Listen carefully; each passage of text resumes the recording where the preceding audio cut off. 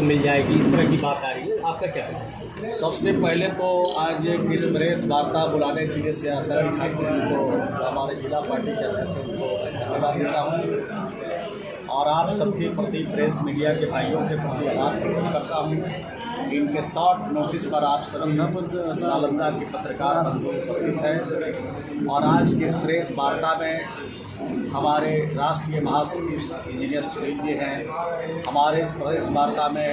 विधान परिषद में सचेतक श्रीमती रीना यादव जी हैं,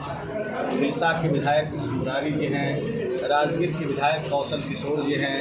अख्तर समीम साहब हैं, चंद्रसेन जी हैं और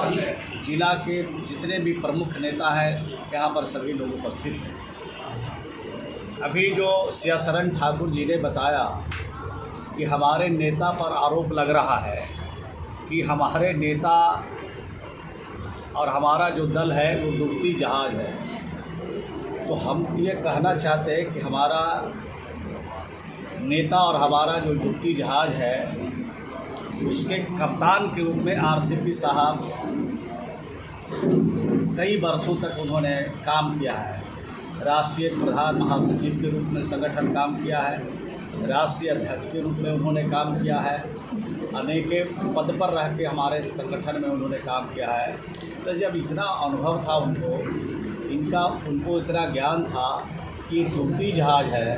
तो पहले क्यों नहीं सचेत किया नीतीश कुमार जी को कि भाई ये डूबती जहाज पर चढ़ना मुनासिब नहीं है, आप इस जहाज़ को किनारा लगा दीजिए और जो चलता हुआ जहाज़ है जिसकी पूरी तेज़ी के साथ जो जहाज़ पानी में तैर रहा है उसी जहाज़ पर हम लोग सवार हो जाएं, इस तरह का सुझाव उनको पहले देना चाहिए। दूसरी बात उन्होंने कहा है कि संगठन को हम लोगों ने बूथ स्तर तक पहुंचा दिया, तो संगठन तो आपने बूथ स्तर तक जरूर पहुंचा दिया, उसका ही असर है कि आज हम लोग 43 सीट पर हम लोग सिमट गए और 43 सीट पर सिमट गए और कमोबेश इस बार जो पार्टी के टिकट लोगों को दिया गया, मैं समझता हूं कि जो हमारे राष्ट्रीय अध्यक्ष जी थे, जो हमारे प्रधान महासचिव थे, उनके कहने पर ही लोगों का अधिकांश लोगों को टिकट मिला और ज़्यादातर सीट हम लोग हार गए, यानी 50% से भी ज़्यादा सीट हम लोग हार गए। तो संगठन तो इतना धारदार बना, संगठन इतना मजबूत बना कि हमारा संगठन के बारे में नीतीश कुमार जी को मालूम नहीं था कि सचमुच ये डुबाने वाले जहाज़ का जो नायक थे वो डुबाने के लिए पहले से काम कर रहे थे। अगर इस बात की जानकारी नीतीश कुमार जी को पहले होती तो मैं समझता हूँ कि जहाज़ के ड्राइवर को वो ज़रूर बदलते और दूसरा ड्राइवर ज़रूर रखते, दूसरा आदमी को ज़रूर उस जगह पर रखते जो उस जहाज़ को डूबने से बचाते। तो हमारी जहाज़ तो कमोबेश जिनके हाथ में बागडोर नीतीश कुमार जी ने सौंपा वो तो डुबा चुके हैं। अब जो बचा हुआ है वो जहाज़ अब डूबने वाला नहीं है, अब तेज़ी से तैरने वाला जहाज़ है और उसके कप्तान भी बदले गए हैं, उसके सारे पार्ट पुर्जे भी बदले गए हैं और जब सारा पार्ट पुर्जा और सारा चीज़ बदला गया है तो तेज़ी से जहाज़ हमारा तैरेगा, दौड़ेगा और आगे बढ़ेगा। इससे इनकार नहीं किया जा सकता। सर, आरसीपी टैक्स के बारे में आरसीपी सिंह कहे कि सात जन्म में भी प्रधानमंत्री। दूसरी बात आपने कही है कि राजनीति उथल पुथल हो रहा है जी, कोई राजनीति उथल पुथल नहीं है। और आपको मैं बता दूं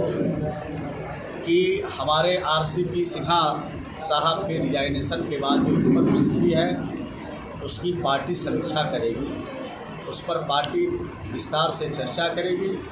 और सभी लोगों की राय ली जाएगी कि इस राजनीतिक परिस्थिति में हम लोग को क्या सोचना है, क्या करना है, किस तरह से संगठन को आगे बढ़ाना है, किस तरह से संगठन को और तेजी के साथ ले जाना है। और इतने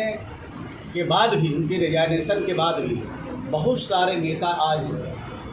जब वो दल छोड़े हैं तो बहुत सारे नेता जो उनसे मिलते थे, उनके आसपास आते जाते रहते थे, सभी नेताओं का टेलीफोन सियासरन ठाकुर जी को नालंदा जिला में आ रहा और अरुण वर्मा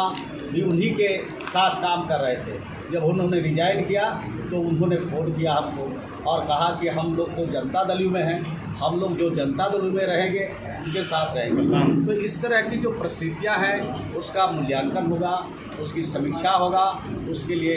राज्य स्तर पर, राष्ट्र के स्तर पर, जिला के स्तर पर हम सब लोग मिल बैठ करके उसकी समीक्षा कर रहे हैं, उसका मूल्यांकन कर रहे हैं। विधायक दल की बैठक बुलाई गई है पटना में, क्या पटना में सर 3 दिनों की जो लगातार और बैठक मैंने चली क्या है। कहा, मैंने कहा कि जब इस तरह के रिजाइनेशन किसी का होता है, पार्टी में कहीं कोई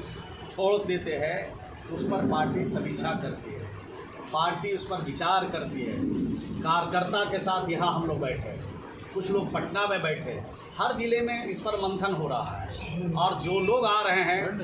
जो उनके साथ घूम रहे थे वो आ रहे हैं, उनका स्वागत वो लोग कर रहे हैं कि सभी लोग आइए, एक साथ रहिए और सब मिल बैठ करके जनता दल के जो जुड़ती जहाज जिन लोगों ने बना दिया था उसमें ऐसा जान फूकिए कि जनता दल के अलावे दूसरा का जहाज नहीं चले, इसी पर सवार होकर के जिसको जहाँ चलना है चले।